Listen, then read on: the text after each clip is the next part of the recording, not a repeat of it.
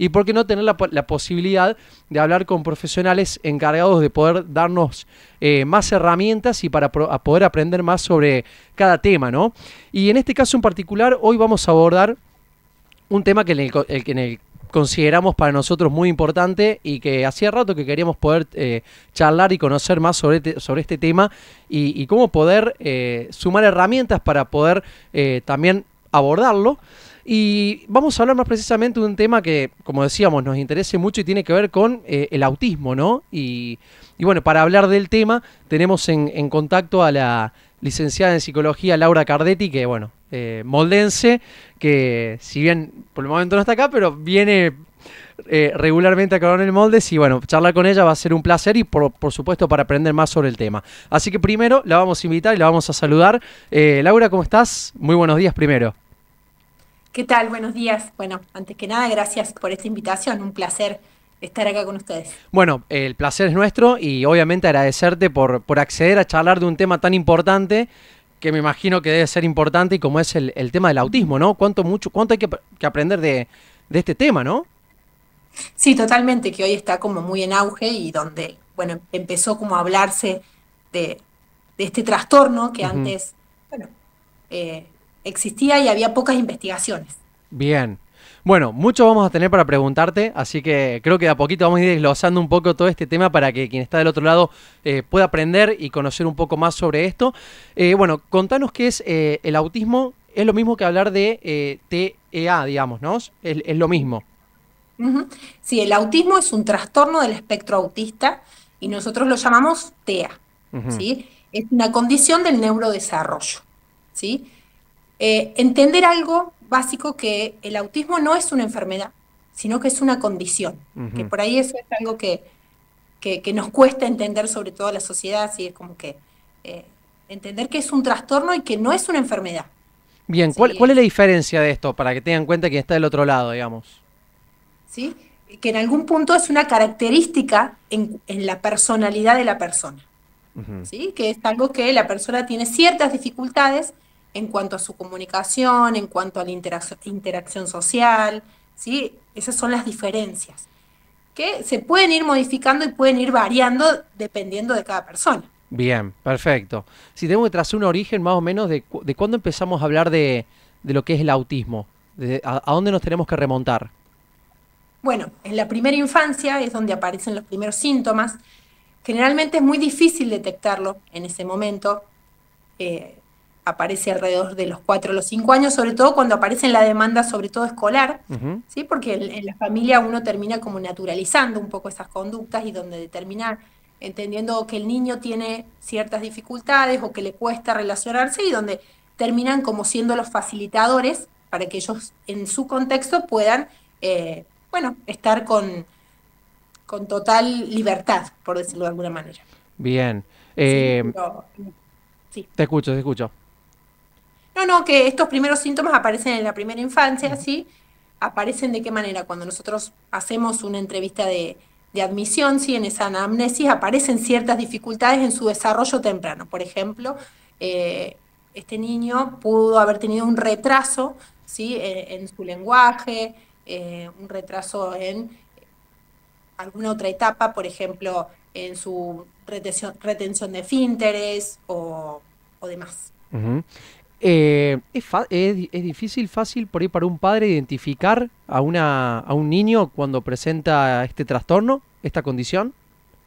Sí, porque hay diferentes tipos de autismo, sí, tenemos autismos leves, sí, y autismos más graves. Por ahí en los leves los síntomas, sí, son muy pocos, sí, a lo mejor esto de la interacción social cuesta, pero son niños que terminan adaptándose igualmente, sí, no, no tienen tanta dificultad, entonces a veces es algo que, de hecho, muchas personas en la adultez, sí, terminan siendo diagnosticados porque anteriormente en su vida pudieron desarrollarse sin dificultad. ¿Sí? Hay, en los casos más graves, bueno, les cuesta desarrollarse y tienen problemas, sobre todo a partir de esta demanda escolar. Bien. Laura, ¿hace cuánto que venís trabajando en este tema, por ejemplo? O que venís abordando este tema. No, hace tiempo ya que se viene trabajando de esto, sí es cierto que anteriormente el autismo era estudiado como una patología infantil y Ujú. después con el tiempo los estudios determinaron que es más una condición psicológica donde en algún punto estas dificultades empiezan a aparecer a nivel de lo emocional. Bien. Con el tiempo, bueno, se ha ido avanzando. Yo creo que en todo prácticamente, en esto incluido también, esos productos de investigaciones que se van haciendo para dar más luz al tema, ¿no? Sí, que en realidad hoy, si pensamos un poco en el origen del autismo, hasta el día de hoy existe un origen desconocido, ¿sí? Ujú. Se habla de algunas cuestiones genéticas que se traen relacionadas al autismo, pero todavía lo único que se detecta son estas cuestiones más a nivel de lo psicológico, ¿sí? Esto en cuanto a lo conductual, ¿sí? Bien. Por ejemplo, conductas repetitivas, ¿sí? Intereses excesivos por alguna, no sé, en el juego, por ejemplo, un niño autista podemos observar que su juego es poco simbólico, es muy repetitivo, ¿sí? Un niño que tal vez juega siempre con el mismo objeto. Por ejemplo, juega con dinosaurios y su juego es siempre el mismo, poco simbólico. Ujú. Bien.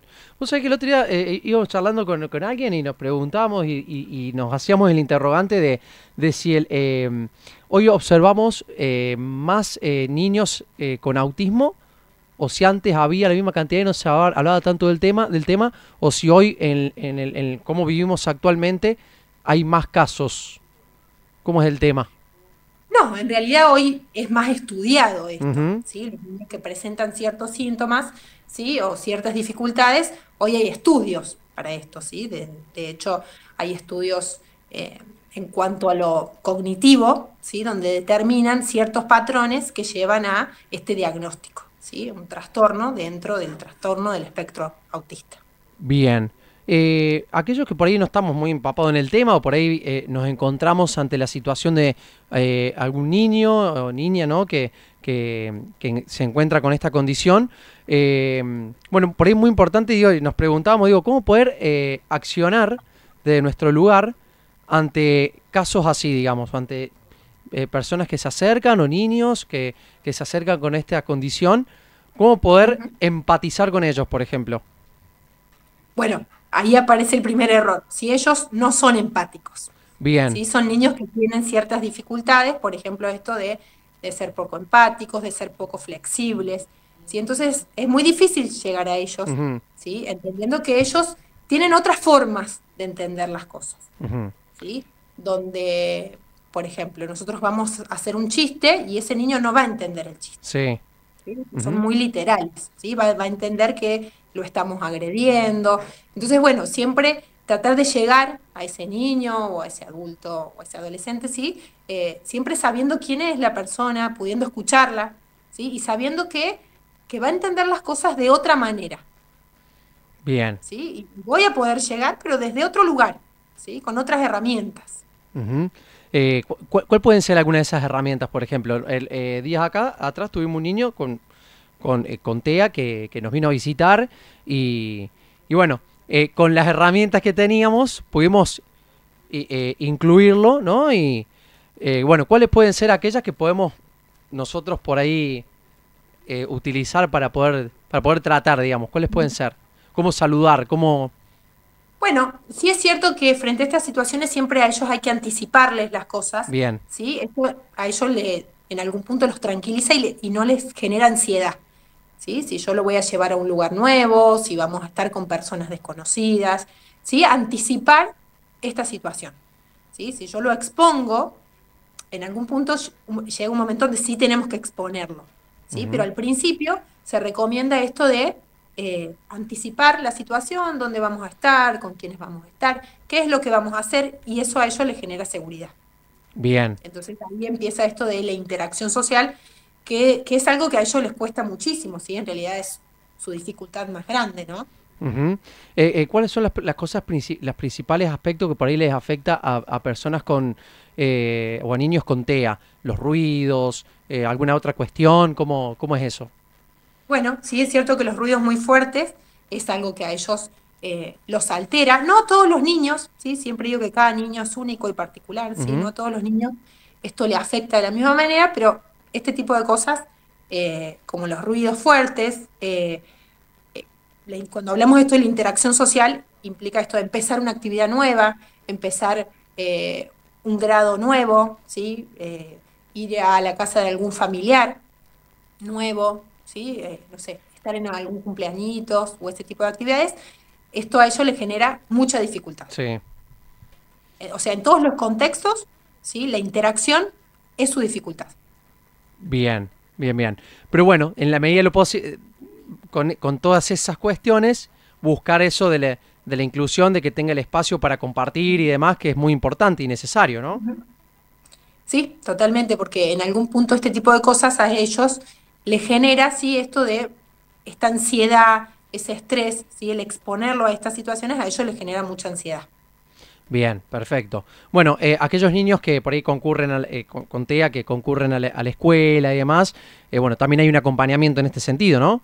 Ujú. Sí, generalmente son niños que están acompañados porque ahí aparece un poco en juego esto del déficit de atención, la interacción social, entonces alguien tiene que estar como acompañando en este proceso, Bien.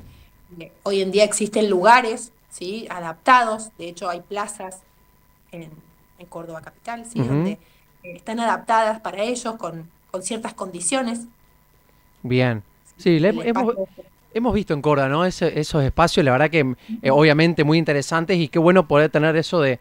está bueno, ¿no? Como sociedad ver un poquito más allá, ¿no? Para de alguna manera incluirnos a todos, ¿no? Sí, totalmente. Sí, esto de los ruidos, sí, como hablábamos, es algo que no solo ocurre en una situación de un aula, sino en cualquier contexto, esto que Ujú. hablábamos, ¿no? En donde ellos tienen cierta sensibilidad a esto. Bien. También ocurre que viene de nacimiento esta condición o que se va adquiriendo en el tiempo No, no, desde nacimiento. de nacimiento. Ujú. Ujú. Sí, sí, empiezan a aparecer. Sí, en las investigaciones que hay aparecen esto que es una cuestión genética, Ajá, ya algo heredado, ajá. ¿sí? Entonces, eh, que, que se va construyendo a lo largo del tiempo con la construcción de la identidad y de la personalidad, pero es algo que aparece ya. ¿Qué ocurre en el caso del niño cuando empieza a crecer, cuando empieza a ser adolescente y luego adulto? ¿Cómo va avanzando? ¿Cómo va con el paso del tiempo? ¿Sigue su condición con herramientas va cambiando o cómo es con el paso del tiempo? Bueno, sí es cierto que si este niño con este trastorno de TEA es diagnosticado a una temprana edad, es mucho más fácil. Si es un niño que va a Ujú. tener un montón de herramientas, ¿sí? Sí. Porque empezamos a trabajar interdisciplinariamente, ¿sí? Donde el niño va a estar mucho más contenido, a diferencia si este diagnóstico se hace en la adolescencia, por ejemplo, ¿sí? Que es una etapa de construcción de su identidad. ¿Sí? Entonces, bueno, es cierto que para cada etapa hay herramientas distintas, Ujú. ¿sí? Mientras nosotros más temprano lo detectemos, mucho más fácil va a ser y la persona va a tener más herramientas, Seguro. ¿sí? Pero no es imposible, ¿sí? Yo tengo pacientes que actualmente estudian una carrera universitaria, adultos, ¿sí? Desarrollándose en la vida sin dificultades. Ujú. Es lógico, como cada distintas condiciones, cada uno con sus condiciones, te acompaña para toda la vida. Con Totalmente. herramientas, obviamente, es más fácil por ahí abordarlo, ¿no? Ujú. Totalmente. Bien. ¿Sí? Y sobre todo que sea la familia al principio quien acompañe, que a veces este diagnóstico es algo que cuesta un poco para la familia y lo importante es que ellos puedan acompañar en ese proceso. Bueno, eso te quería preguntar, ¿no? En el tema de la familia, de los padres y el entorno familiar, ¿cómo les hablás? ¿Cómo trabajás con ellos? ¿Cuáles son las herramientas que trabajás, digamos, con los padres y el entorno familiar? Ujú. Bueno, nosotros trabajamos con un plan que es el entrenamiento para padres, donde ahí lo que hacemos es entrenarlos a ellos y darles herramientas para poder enfrentar a estos niños y ver con qué herramientas ellos pueden hoy vincularse con ellos, ¿sí? Entonces, en este plan, sí, nosotros vamos citando a los padres y vamos trabajando con ellos y dándoles las herramientas, ¿sí? Ujú. Esto de que cada herramienta es distinta para cada uno de los niños, ¿sí? No es que esta misma herramienta nos va a servir para todos los niños con TEA. No, no es así. Bien. ¿Se puede conocer ¿Sí? alguna de esas herramientas que, por ejemplo, le pueden dictar a algún padre que quizá nos está escuchando y que que le interese saber y después consultar también por eso que realizás. Bueno, trabajamos mucho con las habilidades sociales, que son estas cuestiones más emocionales, esto que hablábamos de la empatía, ¿sí? Donde a ellos les cuesta un montón entender, ¿sí? Esto de ponerse en el lugar del otro, respetar al otro, ¿sí? Es como que no hay límites a eso, ¿sí? Entonces las herramientas son esto, trabajar habilidades sociales con los papás. Bien. ¿Cuáles son los principales miedos con los que se encuentran los padres ante esto? Porque seguramente debe haber muchos miedos, miedo a qué le van a decir, a lo que va a pasar, a que no, a que por ahí la estigmatización de lo que hablamos mucho, o cuáles son los principales miedos que encuentran los padres en este sentido. Sí, uno de los principales miedos es esto de la sociedad en sí, ¿sí? Como esta inclusión social, ¿sí? Es una cuestión que le genera mucho temor a los papás y que hay que trabajarla mucho. Siempre sabiendo que los temores sí son cuestiones emocionales. Todos tenemos miedos, ¿sí? Y de alguna manera saber enfrentar esas emociones. Exactamente. Es un aprendizaje para el niño y también obviamente para los padres. Es un aprendizaje todo el tiempo, ¿no? Totalmente, sí, es algo muy difícil para los papás y toda la familia, ¿sí? Quien está acompañando, ¿sí? A este niño. ¿Y cómo ha sido aquellos padres que se acercaron a vos por primera vez y bueno, que han trabajado, ¿no? Esto y con el tiempo, ¿cuáles fueron los resultados que has visto? Bueno, generalmente son muy pocos los padres que caen, ¿sí? A consultar por su propia cuenta, generalmente aparecen derivados por una cuestión más de derivación neurológica, ¿sí? O a veces por demanda escolar, ¿sí? En cuanto a la atención del niño, en cuanto a intereses, ¿sí? Son muy pocos los papás que consultan por su propia cuenta, generalmente vienen derivados, ¿sí? O por un pediatra. Bien. Y en ese proceso, ¿cómo ha sido, digamos, cuando llegaron y empezaron a abordar y bueno, le empezaste a brindar herramientas? Bueno, primero entendiendo que, como te lo planteaba al principio, entender que esto no es una enfermedad, ¿sí? Entonces, bueno, es una condición y nosotros hoy tenemos que aprender, ¿sí? Con esta condición, ¿sí? Que mi hijo va a tener cuestiones diferentes y yo voy a tener que aceptar que tal vez con mi otro hijo me funcionaba, no sé, ponerle un límite de una manera y con él lo voy a tener que hacer de otra manera. Pero nada imposible. Sí es cierto de que cada niño tiene su forma particular, entonces cada familia tiene su dinámica, ¿sí? Entonces se va trabajando de acuerdo a cada familia y a cada niño, ¿sí? Se arma un plan de acuerdo a cada individuo. Bien. A modo de análisis, esto puede ser una reflexión tuya también, ¿no? ¿Cómo lo ves hoy en día? ¿Qué es lo que se ha logrado, ¿no? En cuanto al autismo y demás? ¿Y qué es lo que falta todavía y que hay que trabajar? Bueno, en realidad esto, conocer bien la causa para poder, bueno, tener otras herramientas. Y sí es cierto que las pocas investigaciones que hoy tenemos del autismo son solamente desde el autismo desde el lado masculino, ¿sí? Ajá. Hay muy pocas investigaciones de niñas o mujeres en TEA, ¿sí? Se da más en el género masculino que femenino, pero bueno, hay investigaciones que todavía, ¿sí? Están ahí por verse. De hecho, hay pocos cursos, ¿sí? Sobre autismo eh, en niñas, Ujú. ¿sí? Pero bueno, en cuanto a eso, creo que hoy las investigaciones están trabajando y es lo que hoy faltaría un poco. Bien. En materia de inclusión se ha logrado mucho, ¿no? Se ha avanzado mucho en ese sentido, ¿no? Sí, sí, sí, totalmente. Ujú. Sí. Por ahí en redes sociales vemos mucho, ¿no? Por ahí vemos reels y demás de momentos de inclusión ante niños, como, no sé si lo has visto o lo ves y qué pasa, cómo Sí, es la reacción cuando ves ese tipo de contenidos. sí, me parece bueno porque es también esto de psicoeducar un poco a toda la población, ¿sí? No solo esto de que se trabaja en el cole mucho, ¿sí? Donde siempre están las acompañantes con los niños, donde las seños también están ocupándose de estas cosas, ¿sí? Y los demás niños también, ¿sí? En esto de poder incluirlos, de poder entenderlos, ¿sí? Donde creo que esto es muy importante hoy, sí, que se pueda, sí, incluirlos. Bien. Bueno, así que le vamos dejando un montón de herramientas para quien está escuchando y que entre todos podamos contribuir a que se siga aprendiendo cada vez más y seguramente hay mucho por investigar y aprender, así que bueno, que tomen todas estas herramientas quienes nos están escuchando y que cualquier duda es mejor consultar para saber cómo poder desenvolverse ante estos temas, ¿no? Ujú, totalmente, sí, esto de siempre hacer una consulta, sí, con algún terapeuta, con algún médico especializado, ya sean neurólogos, psiquiatras, sí, bueno, es muy amplio el campo, sí, porque generalmente abarca, sí, muchas disciplinas, desde la fonoaudiología, desde, sí, muchísimas. Bien, en tu caso, bueno, trabajar con este tema, ¿qué significa para vos poder trabajar con temas como tan sensibles como este? Ujú.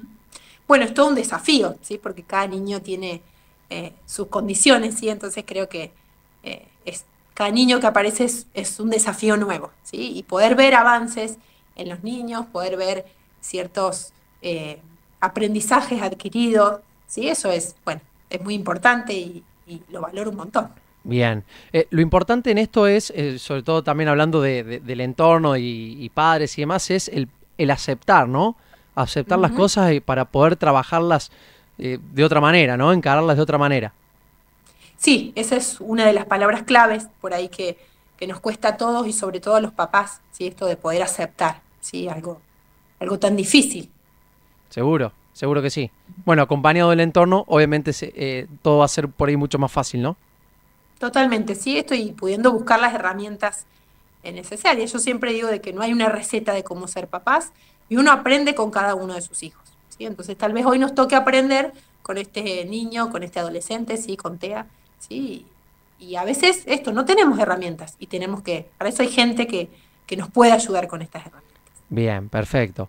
Bueno, aprovecho a hacerte una pregunta porque estábamos charlando un poco fuera de aire también. Me decías que Ujú. también abordás mucho problemáticas de adolescentes, ¿no? Sí, bueno, soy especialista en adolescentes, entonces trabajamos continuamente con ellos, ¿sí? Entonces, bueno, también es muy lindo porque es una etapa también muy importante de la vida, no solo la infancia, sino que la adolescencia.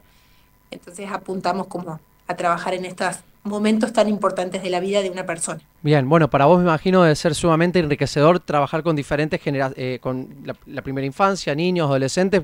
Me imagino tenés un abanico muy importante y un panorama muy interesante de lo que es justamente cada una de las etapas, ¿no? Ujú. Sí, y es muy rico, la verdad que aprendo un montón de ellos, no solo de los niños, sino que de los adolescentes hoy también, sí, porque son otras generaciones totalmente distintas, y entonces, bueno, disfruto un montón y es un placer trabajar con ellos. Ha cambiado, ¿no? ¿Vos por ahí comparás cuando éramos unos adolescentes y ahora lo que es la adolescencia ahora? ¿Uno compara esas cosas o a veces es inevitable, ¿no? De decir, viste lo que era, Totalmente. ¿no? Siempre digo, son otras generaciones, ¿sí? No quiere decir que esté bien lo que nosotros hayamos hecho, lo que ellos estén hoy haciendo, ¿sí? Pensando un poco hoy en esto que pasó hace muy poco, que estuvieron todos los jóvenes y adolescentes en la fiesta en Embalse, ¿sí? Sí, Donde, bueno, ellos hoy vivencian estas otras cosas. Nosotros en nuestra época teníamos otras formas de divertirnos, otras formas de festejar este día, bien. Bueno, ya, ¿sí? Hay que mira, aceptar. está bien, está bien. Hay que aceptar, adaptarse y ya tomé nota para la próxima charla que vamos a tener, que hablar de límites, que es muy interesante lo que abordás Totalmente. con adolescentes, ¿no? Ujú, totalmente. Es todo Sí, un cómo tema. aprender tal vez a poner esos no, ¿sí? Tan difíciles en esa etapa. Qué difícil, ¿no? Qué difícil es el no, realmente, ¿no?